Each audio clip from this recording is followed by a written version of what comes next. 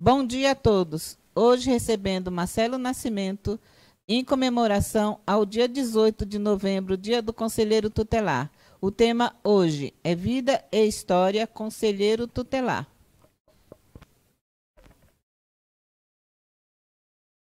Fazer uma breve apresentação do Marcelo. O professor Marcelo, presidente da Associação Paulista de Conselheiros e Ex-Conselheiros Tutelares, ex-conselheiro de Goianazes, criador do conjunto de equipagem do governo federal. Com a fala agora, Marcelo. Olá, Fátima, que honra estar aqui no Conselho da Sé e quero parabenizar todo o colegiado, primeiro, por esta inovação, por esta coragem, né? E ter um canal de diálogo com a sociedade. E ao longo desses 31 anos do ECA, talvez está faltando isso também, né? Que os conselhos tutelares possam criar canais, instrumentos, estratégias para conversar com a sociedade, para conversar com o poder público, conversar com o poder judiciário, porque ao longo desses 31 anos, né, e nós estamos falando especificamente agora da figura do conselheiro e da conselheira tutelar, que ao longo desses 31 anos vem sofrendo cada vez mais. Então, é importante essa ação do colegiado do Conselho Tutelar da Sé e que também possa servir de boas práticas, de exemplo para os outros conselhos tutelares do Brasil. Então, para mim é sempre um privilégio quando sou convidado para falar, né, sobre o conselheiro e a conselheira tutelar. Porque nós falamos muito do órgão Conselho Tutelar, e é importante esse debate, mas nós precisamos também, não só no 18 de novembro, olhar para a figura da conselheira e do conselheiro tutelar, mas os 365 dias, ele também precisa. Por quê? Porque esta conselheira e este conselheiro têm uma vida, são pessoas e que também são trabalhadores. Não são super-heróis, não são faz-tudo, mas também não são faz-nada, como muitos costumam dizer por aí. Mas por que ainda nós temos isso, Fátima, ao longo dos 31 anos do ECA? Né? Porque falta entender o que é o órgão Conselho Tutelar. Um órgão sui generis, que não se compara com nada. E aí as pessoas vão criando dificuldades. Né? Ou alguns vão querendo criar facilidades. Né? E aí nós precisamos, então, eu tenho falado isso não só aqui no nosso estado, na nossa cidade, né, mas no Brasil inteiro. O Conselho Tutelar não é assistente social, não é o pedagogo, não é advogado, não é psicólogo, ainda que ele seja sua formação, no Conselho Tutelar ele vai ser um membro do colegiado, zelador pelo cumprimento dos direitos. Ah, mas aí está a grande confusão, né? Que nós precisamos falar mais sobre isso. Por quê? Porque também ao longo dos 31 anos vão se criando, né, factoides, vão se criando costumes, né, vícios para a atuação do Conselho Tutelar, Fátima. E nós fomos conselheiros, né, no passado, de 2005, né, desde 2005, eu acabei saindo em 2010, eleito para o Conselho Municipal dos Direitos da Criança e do Adolescente, mas eu digo isso para começar uma reflexão. Né? Hoje, o Conselho Tutelar precisa cada dia mais ser arrastado para o centro da legalidade. E aí é dizer que os 5 membros vão atuar na lei. Está na lei, faz. Não está na lei, não faz. E isso é para todo mundo. As pessoas precisam entender isso. Porque o princípio da legalidade, e falando isso sobre o 18 de novembro, que é o Dia Nacional da Conselheira e do Conselheiro Tutelar, né, e que se pese os meninos, né, as conselheiras tutelares formam hoje mais de 87% de conselheiras tutelares no Brasil. Né? Então, isso prova também que lugar de mulher é onde ela quiser, inclusive no Conselho Tutelar. Mas nós precisamos arrastar para o centro da legalidade. E quando a gente arrasta para o centro da legalidade, nós vamos parar com o achismo, nós vamos parar com não faz tudo ou não faz nada, né? Porque tem muita gente. Outro dia eu fiz uma publicação, como eu faço todo dia, uma publicação nos stories, uma publicação no Instagram, né? Eu sou jovenzinho, no Insta, né? No Facebook, enfim. E aí alguém foi lá e escreveu assim: o que eu desejo para o Conselho Tutelar é acabar com essa merda que não serve para nada. Com essas palavras. Né? Talvez, muito delicado, mas talvez não é que para ele não serve para nada. Porque às vezes as pessoas criam a expectativa que o Conselho Tutelar vai resolver os seus problemas. Né? E não é isso. O Conselho Tutelar ele vai zelar pelo cumprimento dos direitos. Sempre que houver um direito violado ou ameaçado, o colegiado, com base na sua autonomia, vai deliberar as medidas de proteção. E muitas vezes essas medidas de proteção não é agradável ao adulto. E aí ele sai dizendo que o conselho não faz nada. Mas por quê? Porque se observarmos, né, o artigo 100 do Estatuto da Criança e do Adolescente, ele vai trazer para o colegiado, né, uma carta de princípios para a aplicação da medida de proteção. Né? E lá na carta de princípios, para a medida de proteção, diz o quê? Que esta medida de proteção tem que interessa a criança. É o interesse superior dessa criança e desse adolescente. Então não precisa agradar ao adulto mesmo. Não precisa agradar ao pai de santo, a mãe de santo, o pastor, o vereador, né? O reverendo, o bispo, o padre, o papa, o prefeito, o vereador, o governador, enfim. Tem que agradar. Essa medida de proteção tem que ser agradável à criança e adolescente. Então, por isso, nesse 18 de novembro, nós temos que marcar sim, Fátima, marcar como o dia de luta, marcar como um dia de reflexão do papel e de fortalecimento da conselheira e do conselheiro tutelar. Mas nós não podemos também dizer no 18 de novembro que o conselho precisa ser arrastado para a centralidade da legalidade. Né? Porque aí nós vamos acabar com os achismos, vamos acabar com os mimimis e por aí vai. E com as perseguições também.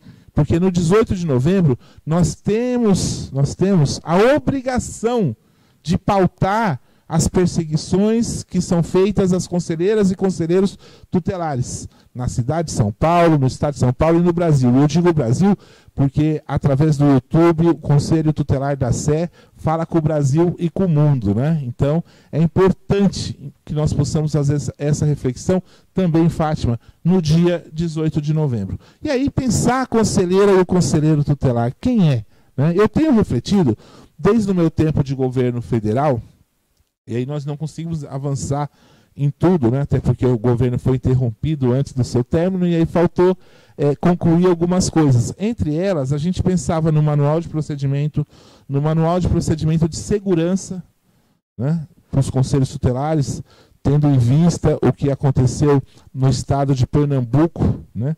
Ceifando a vida da avó e de 3 conselheiros tutelares, uma conselheira e 2 conselheiros tutelares. E aí pensar, então, uma estrutura para os conselhos tutelares, além da equipagem. A equipagem hoje ela está segmentada, está fundamentada, ela continua. É importante que, independente de quem criou e que governo criou, que ela continue mesmo para fortalecer as conselheiras e os conselheiros tutelares. Mas nós pensávamos naquela época, Fátima, no governo federal, e agora como presidente da Associação de Conselheiros Tutelares aqui no estado de São Paulo, eu continuo pensando como que nós vamos, e talvez essa seja uma reflexão para o Brasil, né, para os meus colegas de presidência de associações por esse país, como que nós podemos pensar, e até também o próprio Fórum Colegiado Nacional de Conselheiros Tutelares, olha, fica a dica para vocês, como que nós podemos pensar a saúde mental das conselheiras e dos conselheiros tutelares. Né? Por quê? Porque eu fui conselheiro tutelar, né, e eu falo pelo Brasil. Né? Eu sei o que passa dentro de um conselho e como mexe com a nossa cabeça. Né? E não tenho hoje ainda pensado uma estrutura para cuidar da saúde mental das conselheiras e dos conselheiros tutelares. Porque na nossa época, você vai se lembrar, teve aquele bruto assassinato daqueles irmãos em Ribeirão Pires. Né? E que quem ficou com a conta? Uma conselheira tutelar. Conselheiro tutelar. Né? A conselheira que no plantão...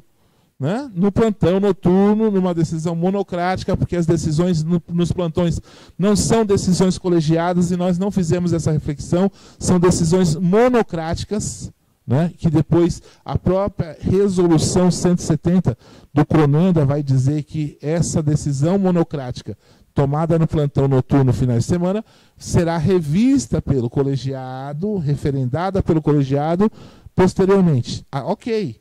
Né? Só que lá, quem assassinou foi o pai, e colocaram a imprensa, a sociedade, tentou transferir para a conselheira tutelar, que sofre isso até hoje. Teve que mudar de cidade, né? Ficou com sérios problemas, né? Sérios problemas na sua vida em razão do cargo que exercia, da função, das atribuições que lhe eram conferidas pela lei 8.069/90, Fátima. Então, é importante que nesse 18 também nós possamos pensar não só a estrutura, que é extremamente importante para o dia a dia do Conselho Tutelar, para o atendimento, para os desdobramentos. É importante também, a gente faz uma discussão histórica de melhor condições de trabalho a partir também da remuneração. Eu tenho feito uma conta já há uns 4, 5 anos que eu digo, tem conselheiros tutelares? Ainda na cidade de São Paulo não é o ideal, né? Todos nós sabemos que não é o ideal, mas aí você tem cidades, e aí como o Brasil todo vai assistir com certeza esse canal sensacional do Conselho Tutelar da Sé, que o conselheiro ainda recebe, com todas essas atribuições, 1.000 e alguma coisa que é um salário mínimo, que eu nem sei quanto hoje está um salário mínimo, né? Mas é só olhar, a gasolina subiu 7, 8 vezes já esse ano, nesse último período agora. Então, o conselheiro também não está mais conseguindo se manter. Aí vem na lei e diz dedicação exclusiva. Ué, mas tá, dedicação exclusiva, te pagando um salário mínimo, que a inflação come metade, que a luz subiu, que a água subiu, que o arroz subiu, que o feijão subiu. Como que o conselheiro se mantém? Porque ele é um trabalhador. Então, nós não temos que ter vergonha de travar esse debate de melhor condições de trabalho e remuneração para as conselheiras e os conselheiros tutelares. Evidente que há um outro debate, tem que ter maior controle. Ok, todo órgão público tem que ter um controle, né? E o Conselho Tutelar é um agente público e, no limite, você tem já hoje jurisprudência dos tribunais que ele é um análogo, ou seja, ele é também um servidor público enquanto ele está, né, conselheiro. Enquanto ele está conselheiro. E aí nós não avançamos nesse debate, porque uma lei municipal entende conselheiro de um jeito, outra lei entende de outro, outra lei de outro. Então nós temos que unificar esse debate. Nós temos que ter um caminho unificado para travar esse debate, para que os conselheiros e as conselheiras tutelares, ou melhor, as conselheiras e os conselheiros tutelares possam ter tranquilidade para trabalhar, para aplicar as medidas de proteção, para fazer as fiscalizações que são as suas atribuições que estão no ECA, como no artigo 95, né? E aí tem gente que quer mandar conselho para a porta de festa, quer mandar para a festa da uva, da jabuticaba, da melancia, né, Fátima? E que não é atribuição do conselho. E dizer que não é atribuição não é se negar a trabalhar, mas é exigir que quem tenha essa atribuição o faça. Esse é o papel do Conselho Tutelar. Então é muito importante que nesse 18, né, de novembro, Dia Nacional da Conselheira e do Conselheiro Tutelar, possa também se transformar um dia de celebração merecido aos defensores de direitos, aos zeladores de direitos humanos de criança e adolescente, Fátima, mas também nós temos que marcar como um dia de luta, né? Um dia de protesto para que os conselheiros e as conselheiras possam ser reconhecidas como autoridades que são autoridades no campo administrativo para zelar pelo cumprimento dos direitos humanos de crianças e adolescentes. Muito bem, Marcelo, falou bem.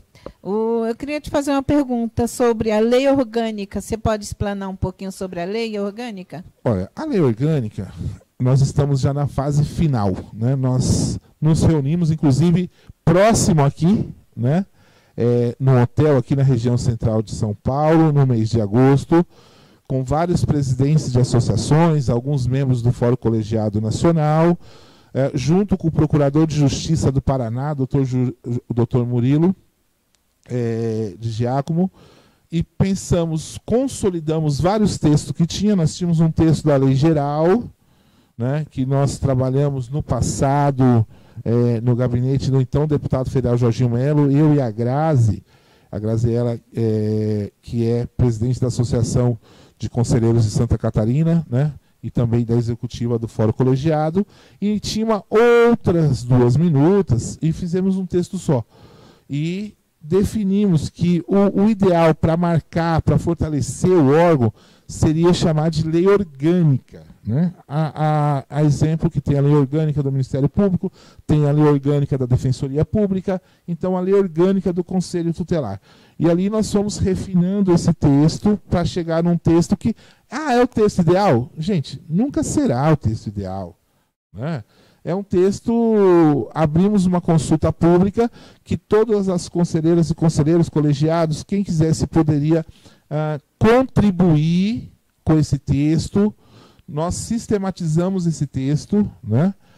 Amanhã, inclusive, nós estamos ainda no mês de novembro, nós estamos finalizando a leitura do texto dentro do Grupo Nacional. O Grupo Nacional hoje tem representatividade praticamente de 24, 25 estados dentro do Grupo Nacional de Trabalho, né? A gente chamou de Grupo de Trabalho Nacional da Lei Orgânica do Conselho Tutelar. Finalizamos esse texto. O Dr. Murilo sistematizou com todas as contribuições que nós recebemos no e-mail. Agora nós vamos fazer uma releitura e teremos nos próximos dias um avanço na articulação travada na Casa Legislativa para recepção do texto. Então esse texto vai ser recepcionado na Casa Legislativa, vai ganhar um número e vai para uma comissão. Aí, Fátima, que começa o trabalho hercúleo de todo o movimento, de todas as conselheiras e conselheiros tutelares do Brasil, das associações, do próprio fórum, das igrejas, dos partidos, que é, né, o convencimento aos parlamentares deste papel importante do Conselho Tutelar. Né? Por quê? Por que nós estamos discutindo uma lei orgânica? Porque está atrasada há 31 anos.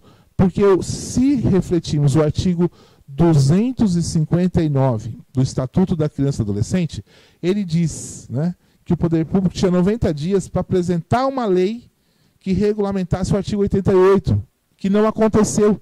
E aí vai se criando puxadinhos para o Conselho Tutelar, né? Vai se criando puxadinho, para chegar num Frankenstein como nós temos hoje. Várias leis, umas privilegiam muito, outras pouco, outras prejudicam o conselheiro, outras beneficiam os conselheiros, e o ideal é que a gente possa unificar esse debate. Então, a lei orgânica, ela é pensado estruturalmente um conselho tutelar forte na lei. E é o que nós devemos isso às conselheiras, aos conselheiros, mas mais do que isso, ao órgão Conselho Tutelar, né? Ao órgão Conselho Tutelar. Porque senão a gente nunca vai unificar e cada dia mais tem enfraquecido o Conselho como órgão que é, né? Como um órgão com responsabilidades, atribuições e autoridade, né, para aplicabilidade das medidas de proteção à criança e ao adolescente. Então, a lei orgânica, ela avançou no sentido de chegar num texto, porque o nosso objetivo não era ser melhor nem pior. Nosso objetivo era e é ter um texto para o debate, começar um debate. Eu acho que o primeiro ponto nós já alcançamos, começamos o debate, né? E agora é um desdobramento que aí precisa dos ex-conselheiros, precisa dos 30 mil conselheiras e conselheiros, né? Nos 6 mil conselhos espalhados pelo Brasil.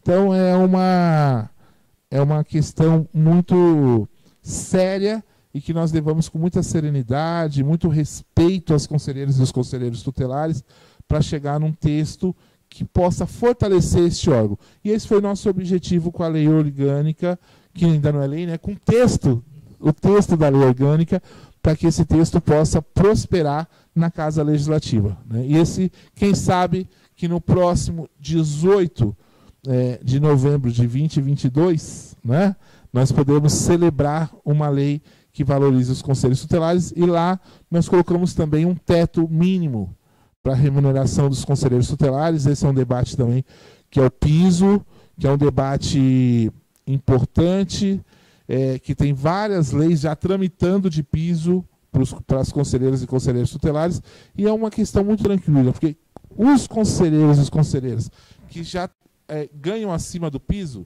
é direito adquirido, não se mexe. Mas aquelas conselheiras e conselheiros que estão sofrendo, porque as atribuições são as mesmas, para o município de 1.000 ou para uma grande metrópole, como a nossa cidade de São Paulo. Que muitos estão recebendo menos de um salário mínimo, né? Menos de um salário mínimo. E mesmo aquele que recebe um salário mínimo, Fátima, tem uma conta que colocar no papel dá menos de um salário mínimo. Porque, pois bem, aquele que recebe um salário mínimo, mas ele paga a condução para ir trabalhar, você já descontou. Ele tem que pagar a sua alimentação, então o ganho real dele para trabalhar é menos que um salário. Né? E aí você tem o desconto do INSS. Né? Então, é muito importante que nós possamos pensar, né? E aí eu digo é pensar grande mesmo, é pensar esse conselho tutelar com o mesmo respeito que tem o Ministério Público, o Judiciário, a Defensoria, ou até mesmo o Sistema de Segurança Pública. Porque pensar o sistema de garantia de direito, o Conselho Tutelar está no eixo de defesa. E aí é pensar que ele tem que ter o mesmo carinho, o mesmo cuidado e a mesma destinação no orçamento público.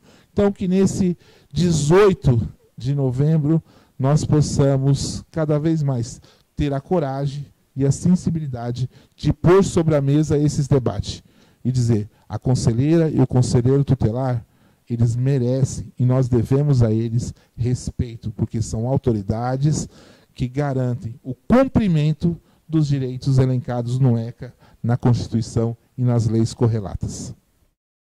Obrigado, Marcelo. Suas palavras finais para a gente concluir. E falando para todos os conselheiros e conselheiras e ex-conselheiros, vamos à luta. Que só nos juntamos, a união é que vamos conseguir um objetivo lá na frente. Chegou a hora. Não, quero concluir parabenizando todo o colegiado da SE, né? E para quem não conhece, aqui na cidade de São Paulo, né? É um conselho que está no olho do furacão, né? Na região central de São Paulo, e mesmo assim vocês estão dando um grande exemplo e uma grande contribuição também, né? Que é pensar fora da bolha, que é furar a bolha, que é pensar além, né? E os conselhos tutelares também precisam ser criativos, corajosos, né? Porque, como diz Paulo Freire, o Conselho Tutelar é o guardião, né, dos direitos da criança e do adolescente.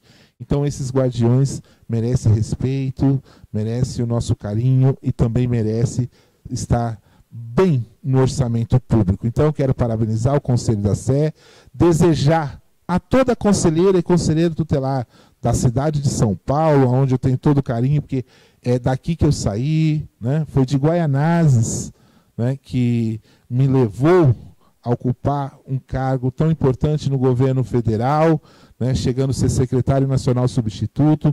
Então foi de Guaianazes, do Conselho Tutelar de Guaianazes, que está a minha história, que está a minha raiz. Então tenho todo o carinho pelas conselheiras e conselheiros tutelares do estado de São Paulo, da cidade de São Paulo, do estado de São Paulo e do Brasil. Conselheiras e conselheiros, eu desejo um feliz dia 18 de novembro, mas que seja de luta e de conquista, porque vocês merecem. Grande beijo no coração. Obrigado, em nome de todo o colegiado da SE.